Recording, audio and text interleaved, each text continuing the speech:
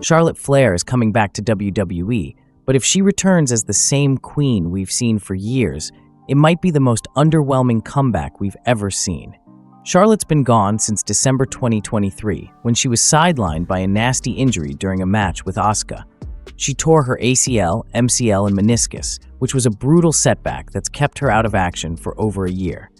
But now, her return is on the horizon, possibly in less than a month at the Royal Rumble. In this video, I'm going to tell you how they should book Charlotte's return and how they should change her gimmick, so she's completely fresh. The WWE landscape that she's stepping back into isn't the same as the one she left in 2023. While she's been recovering, WWE's women's division hasn't just survived, it's gone from strength to strength. New stars have emerged, new titles have been introduced, and both women's divisions are doing better than ever. On SmackDown, you've got the new women's champion, Tiffany Stratton, US champion Chelsea Green, and of course, Nia Jax. Then there's Bayley, Bianca, the list goes on and on. Over on Raw, you've got Rhea Ripley, who's been holding the division down as the dominant champion. They're about to crown a women's intercontinental champion for the very first time. The women's division across the board is incredibly deep right now.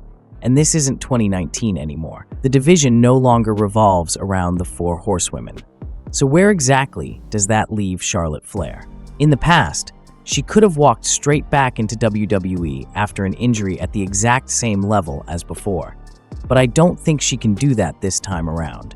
If she comes back with the same arrogant queen gimmick, cutting the same old promos with the same persona, we're going to be bored of her before she even has her first match back. There's too much momentum elsewhere in the women's division. It should feel special when one of the most important and decorated women in WWE history walks back through the door. But I think her return is going to fall flat unless she gets a new gimmick. Firstly, I think Charlotte needs to come back as neither a heel nor a babyface. Ultimately, she's not great at being a good guy. It's just not in her DNA.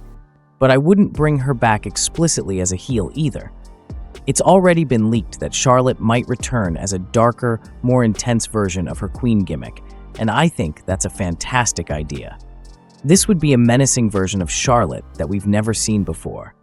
Dress her all in black and make her really cold and calculating.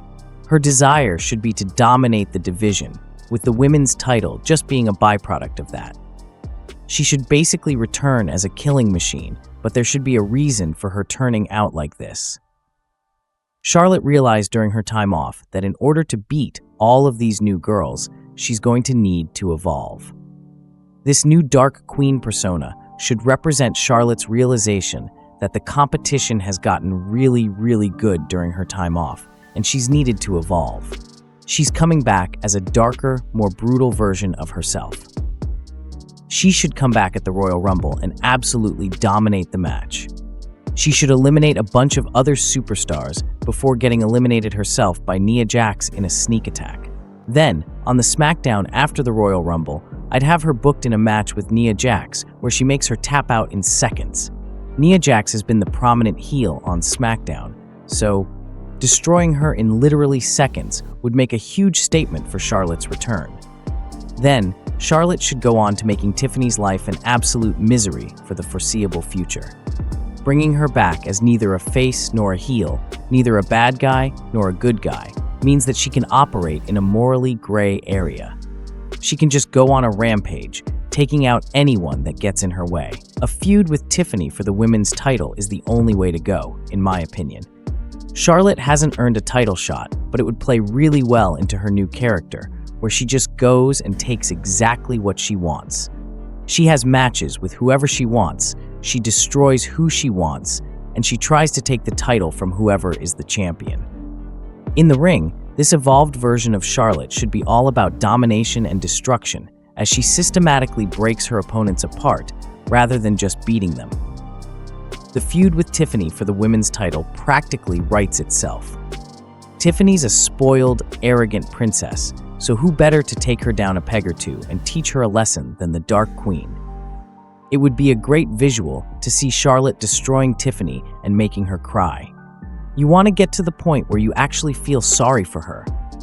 I'd have Charlotte interfering in all of Tiffany's matches, stalking her backstage and beating down her friends week by week.